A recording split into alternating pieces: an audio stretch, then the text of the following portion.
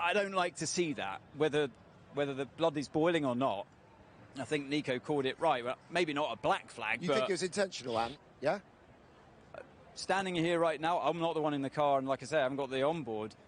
I think it's intentional, and I don't like to see that. So I think everything up until that point, I can't blame him for.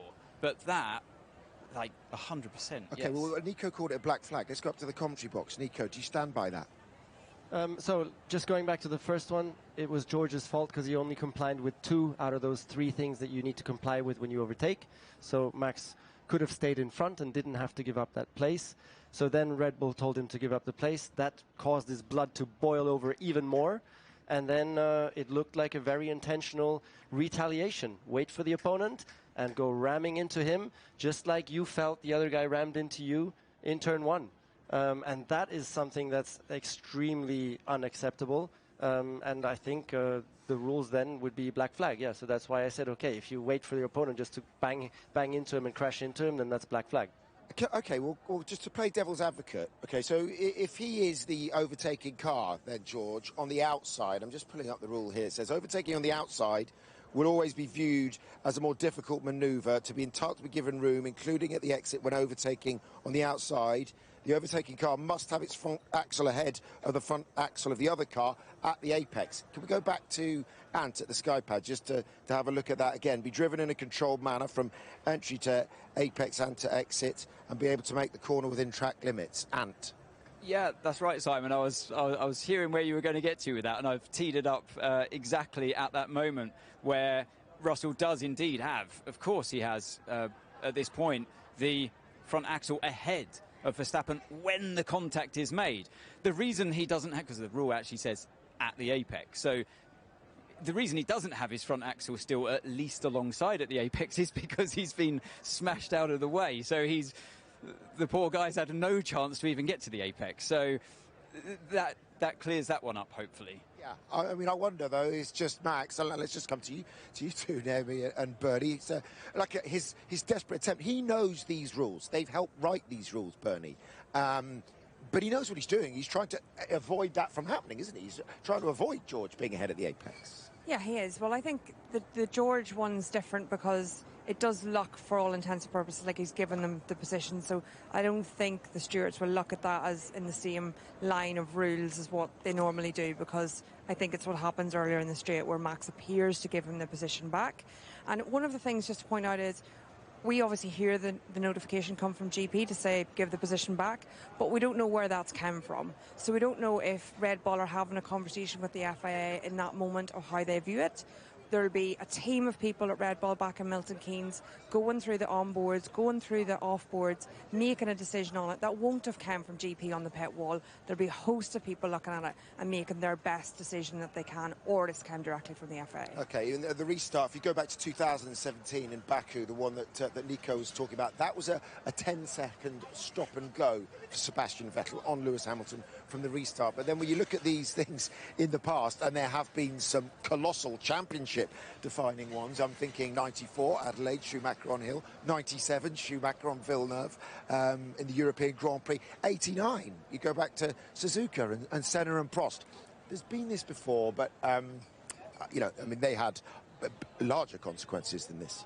They have, and look, we still don't know what the consequences are going to be. Obviously, he had that 10-second penalty, but I think they're going to go to the stewards now still and see what the final outcome of the whole situation is. So until we know that, let's not talk on that too much. But I have to say, the way that last phase of the race, particularly obviously around the safety car, ran for Red Bull was just such a shame, because up until then they'd put in some really good work. They tried to make that 3-stop work, and it looked like it could maybe have worked for them. But I think that this is all about temperament, Simon, because at one point, Max gets the news that he's on the hard. He's already frustrated about the fact that he's frustrated about that.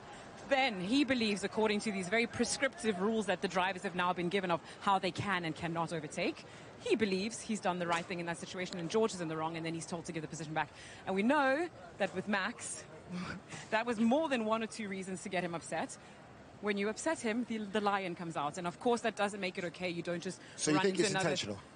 I haven't said that yet, but I'm saying, of course, that frustrated him. And then when he gets to that moment with George, I'm not even sure he fully gave the position back. And I don't know if he was actually in the right position to try to sort of make these rules look silly by saying, okay, I'll do the same thing, prove to you guys that this is not how it works by doing it the other way around. So yes, I do think it's bizarre that he's so far back, and then all of a sudden I think he comes off the brake a little bit and runs with a lot more speed into that corner than he would have done a lap before. So possibly intentional. Could have big championship consequences, that though, for Max. He's now almost 2 victories behind Oscar Piastri. Yeah, it's massive. And, you know, we talked about it, turn 1, lap 1 of the race. We said Norris maybe a bit conservative into turn 1, but looking at the bigger picture in the championship, knows that any loss of a race is massive in this championship. It will make huge differences. Max, through the race, has got more and more frustrated. Started with blue flags. It starts with the strategy not working out. He's not as fast as he wants to be. And, you know, it ends up, unfortunately, in a single point at this stage. OK, let's hear from George Russell. We're about to speak to Toto as well. Hi, George. Hello. I need to ask you, obviously, about the Max incident. We've had our guys watch it, and they think it looks, from what they can see, is intentional. They're obviously not in the car seeing the onboards. It's intentional from Max. What is your take on it? I mean, I was as surprised as you guys probably were. I mean, I've seen those sort of manoeuvres before on simulator games and in go-karting, but never in Formula One. Ultimately, we came home in P4 and he came home in P10, so I don't really know what was going through his mind. It felt deliberate in the moment, so yeah, it was a bit surprising. Are you surprised it was only a 10-second penalty? Because there are options for a black flag and other penalties. That's not really my place to say, to be honest. Right now, I'm not even going to give it any thought because we've got our own problems to deal with, which is trying to make our car go faster. We were sort of destined to finish P4 today, probably ahead of Charles and behind Max. Obviously, the safety car at the end shuffled things up, but it's down to the stewards to decide if it was deliberate or not. But obviously, you know, Max is such an amazing driver, and so many people look up to him. It's just a shame something like that continues to occur. It just seems totally unnecessary, and it never seems to benefit himself. So, yeah. I think that's the point. He makes those incredible moves like he does in Imola, and then he gets frustrated, as we hear him being told on the radio, to give the place back to you. And we see something like that then takes away from that fantastic driving. He was told to give it back, and he was angry on the radio. I'm not saying it was intentional. I've never raced like that, so I had no idea. But to people watching, it takes the shine off what can be brilliant performances. So you're GPDA chairman. Can you guys talk? What can you do? I mean, you know, I'm too close to give my opinion on behalf of the drivers, but you know, you see, it was like in Austin last year, some of the best moves ever, and then you go to Mexico and sort of lets himself down a bit, and then you go to Imola, one of the best moves that we've all seen in a long time, and then this happens. So, as I said, it cost him and his team a lot of points, and you know, Charles and I actually dropped off like a stone on those last 2 laps. He probably could have came back to fight for the podium. So, as I said, I'm not going to lose sleep. We've got our own problems to deal with, and that's making our car go faster. All right, thank you very much, George. Thanks. Well, a very measured response, you have to say, from George there. I mean, this is Max. We know what kind of driver Max is. He is a brilliant driver. Sometimes people think he crosses the line, and whether or not you guys think he crossed the line today, do you think it's intentional? Do you think it locked it from outside the car? We obviously, no one's in Max's head. No one can say what he's thinking in that moment, but you could sense the anger building through the race, so it doesn't surprise me. Okay, as we mentioned, it does have big ramifications for Max and the challenge now. If you're in Red Bull and you're Christian Horner and Helmut Marko and everybody in there, how are you debriefing that one? What do you say to Max to cool him down? I mean, we did see them actually on the balcony of their hospitality having a big chat there. We didn't see Max. I think he disappeared off into his driver room, but we saw a few of the main characters, and it didn't look like a very happy conversation. And you can understand why, because they've dropped so many points today. They were still within fighting chance. They were within a 1 race win of points, a point strike on the McLarens, and today they've dropped it. I mean, they're 49 points behind Piastri with Max now and 39 behind Lando. That's a significant chunk when they have got so much performance. So where did those mistakes go wrong?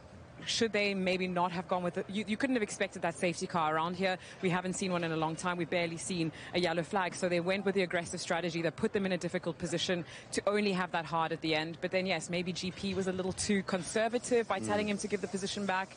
And then, yeah, it's just a knock-on effect. But Max also needs to be able to keep his cool in these moments because, yeah, that 10-second penalty could have been avoided by the looks of it. They know each other so well, GP and Max. They have this sort of telepathy. They've tasted so much success together. Might be a bit of an awkward debrief, though, today. OK, I'm going to bring Nico in a couple of minutes, but let's just have a look at this, because this is a QR code for you. We're going to have a poll. We're going to run a poll should Max have been disqualified. So we'll leave that up for the moment. There you go. That is on our live blog. You can scan that QR code that's on screen now, and yeah, then you can vote to say whether you think he should have been black flagged or not. Hi Max, I imagine you know my first question. Was the move on George intentional? My first question has to be, was the move on George intentional when you turned in? Does it matter? I think so, to people watching. Yeah? Okay. Yeah. That's great. I mean, I prefer to speak about the race than just one single moment. The moment itself got your 10-second penalty, though, and that pushes you back down to 10th, so it affects your driver's title hopes this year. If there are any. So I think we are way too slow anyway to fight for the title. I think that was clear again today. Yeah, we tried to do a 3-stop, and I think it was quite good. It was quite racy, but we also needed it because we had actually quite a bit of degradation on the tires. So I think that was good. Unfortunately, then of course the safety car came out at the end, and we basically ran out of tires to use, and the hard tire was clearly not the right tire. I mean, when you only have 6 laps to go, everyone can go flat out, and yeah, I was severely grip limited on the hard. Just before that moment, it was like, would you rather be a sitting duck in third or a sitting duck in first had you stayed out for the safety car or not pitted when you did and just tried to cling on to those tires? Of course, afterwards, yeah, I mean, we have to look at it again. Of course, new tires, or at least fresh tires, they do make quite a bit of a difference as well. So I think no one really expected maybe that the hard tire was so poor. But yeah, when it was only 6 laps, maybe it would have been better to stay out, yes. But that's, of course, a bit easier to say right now. And just finally for me, leading up to the end of the race there, you were saying in the car that the ride is completely broken. You were unhappy about Lawson and Behrman's tussle in front of you, and then on the radio when GP came on and said, you know, you need to give the place back, there was a lot of frustration going on in the car. Is that what resulted in the move at the end of the race? Is that where it came from? Because you pull off something like the move in Imola, and we all see what an incredible driver you are. And it's horrible to see that shine taken off. Is it? With a comment about that. I think so. For fans and for kids watching, I think so. Yeah? Okay, well, that's your opinion. Yeah? Yeah. We leave it there. All right, thanks, Max. Well, I mean, he's not prepared to address it. What do you make of the way he reacted to that interview, Nico? At least he didn't lie about it, which I think is fair play, and just avoided to answer. So I think he did it. He managed that very well. Hats off to Rachel also. That was a difficult interview to handle, and she did a very good job pushing the buttons there. But anyways, there's no need to discuss. It's it's like just super obvious. So he felt badly treated, even by his own team, because he was in the right with George Russell, because George Russell's car was out of control. So he was allowed to stay in front, and even his engineer says, give the position back. And that put the Lion over the boiling point. And so he just wanted to prove a point. Prove a point against the rules also, so just waited for him and then tried to do the same as George did to him, you know, and just ram him off from the inside. Just that in this case, of course, it's deliberate, and that you're not, you know, that's not on. You're just not, that's not acceptable. You cannot do that. It's not allowed. So that's why, yeah, we don't need to discuss it. It's like obvious. Charles, you said you sacrificed Saturday for Sunday, and it did pay off in the end. Firstly, let's start with that and not how that last stint was. And just tell me, did you create that podium today by yesterday, or what you did yesterday, do you believe? I think so. I think so, because the first stint was super strong, and for me was super strong because we had that tyre that we didn't use yesterday. I mean, on the TV page, maybe you were seeing scrub tyre, but it was only a tyre that had done an out and an in yesterday, so it was basically a new tyre. And I absolutely didn't want to use that tyre in qualifying in Q3. We could have, but I chose not to for today, and I think that is really the game changer for today. The second medium was worse than what I expected. I think P4 would have been possible. But luckily there was a safety car at the end. In Imola we were on the unlucky side of things. Today we were on the lucky side of things, and I'm happy to get the podium. You said on the radio there's an explanation for this. I don't know what it is, but there's going to be an explanation. What do you mean? Do you mean that the team's just got to find out why the balance shifted so much in that last stint, or what's... No, I know exactly the limitations for whatever reason, and we need to understand that changed massively from the first stint to the last stint. And the limitations were just a lot more difficult to manage in the last stint, and that's why we were losing a lot of pace compared to the first stint. We need to understand why, but I've got an explanation for it, so we'll discuss with the team. I obviously won't give too many details here, but I'm pretty sure I know from where it's coming from. Is that new this weekend, you understanding it and knowing where it's coming from, or...?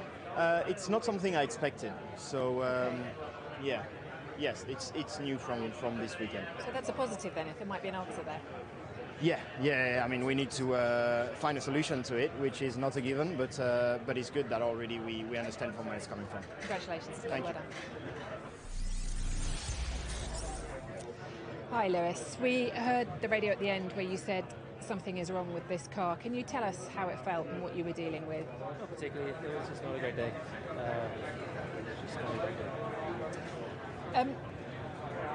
Also on the strategy call, would you talk about that to us? Strategy was good. Team did a great job. That's it.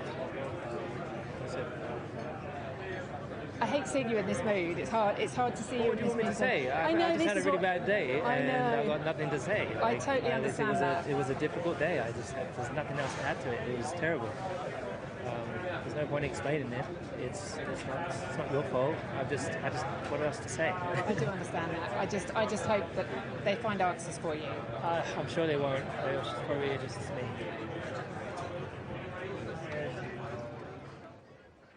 Smiling through gritted teeth. That is Max Verstappen. That is him just going past us now, because still rumbling on. He's going to see the stewards because of the coming together with Charles Leclerc that happened on the main straight. We have asked, actually, Christian Horner to come up. He says he's not going to. He has got nothing further to add. So let's pick up on Ferrari. And first of all, start with Lewis Hamilton, because he got swapped early on with his teammate, and then Nico Hülkenberg passing him at the end. Again, if Max, you said, was honest, he was honest as well, because that was just not his day, not the day he would have wanted.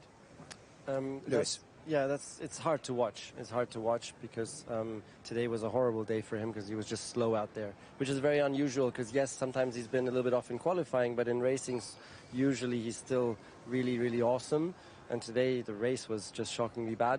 And then he doesn't have answers either. So was there damage in the floor, as these floors are so sensitive and there can always be a little bit there and then you lose a lot of time, or what was going on? And when you don't have any answers, it's really tough as a driver.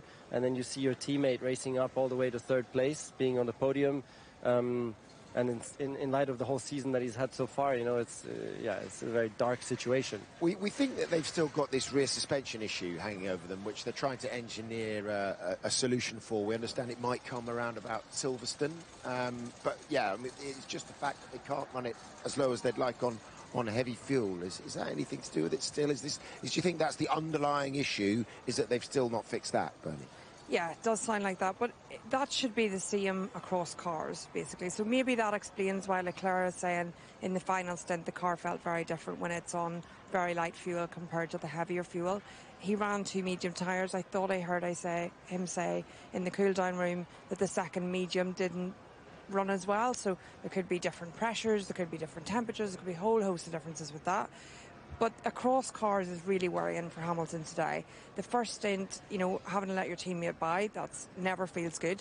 The second stint was falling away, not closing the gap.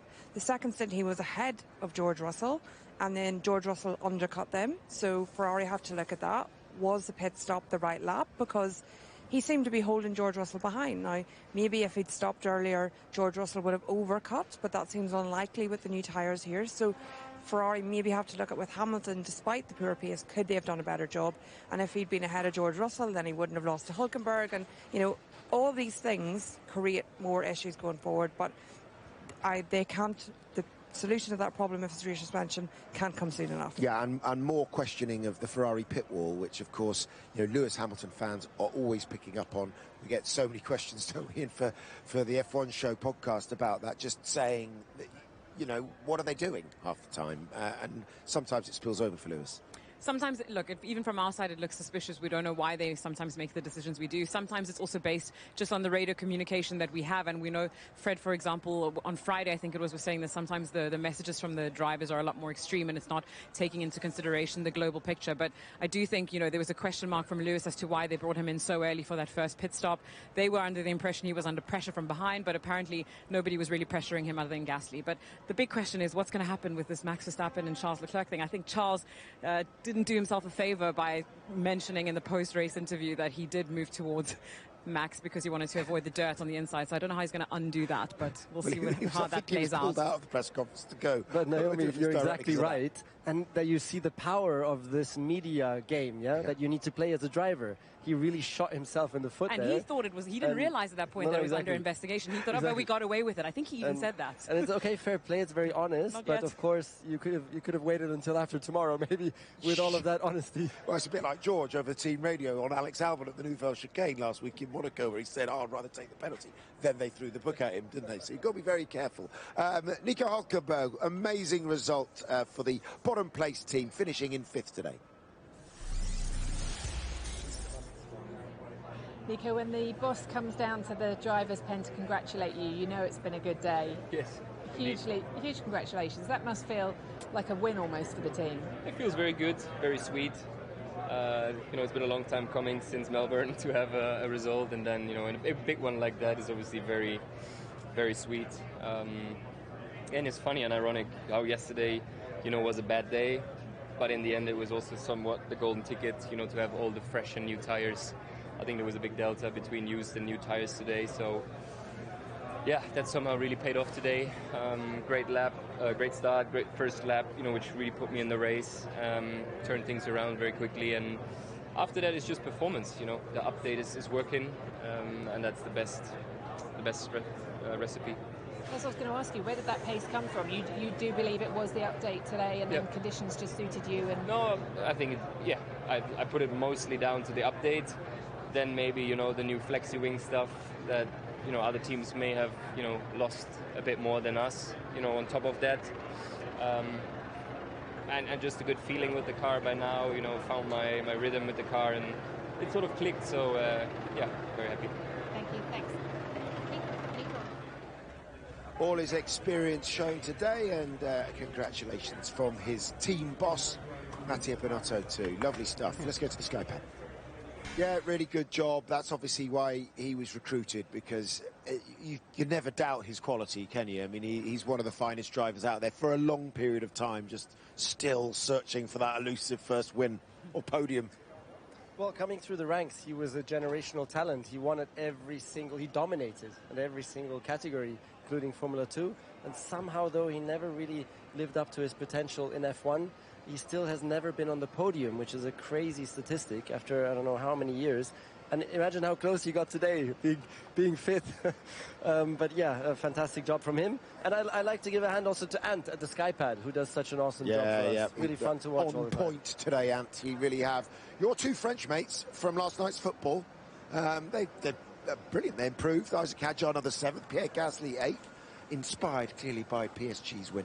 Well, Gasly didn't improve. He stayed in the same position. And I think he'll be a little bit annoyed that the other Frenchman got ahead of him. Yeah. But yeah, it's all good fun between the two of them. Last night there was a little bit of banter about whether they were going to keep it clean today, and it looks like they did. And great a haul of points for both of them. I think especially for Alpine, they had a really solid weekend. We've obviously seen Hadjar quite regularly now in the top 10, so it's not so unusual to see him there, but great job from the Alpines. I just want to pick up on one thing we haven't discussed so much, is the power unit failure for Antonelli, which I think is going to start to become quite a concern. That's 3 issues, technical issues, reliability issues, shall I say, over the last 3 races for Mercedes power units. I don't know what it ended up being in Monaco, but not good news for them, is it? On the phone to Brixworth.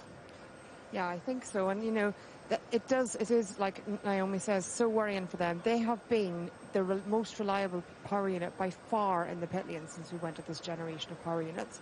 I'm sure someone's going to pick me up on that being incorrect in some way, but it just, at least the perception is. And to have so many failures so close together is very disappointing for them, and is affected by a car issue, a power unit issue. That's not the way to get him to the end of the season as they want. The silver lining, though, for Mercedes here is that if Leclerc gets a penalty for that incident with Max in the straight, it could actually end up being a promotion to the podium for George today. So there's still that's still a possibility here. Maybe. Canada, very quickly, looking forward to that. What are we expecting from Canada?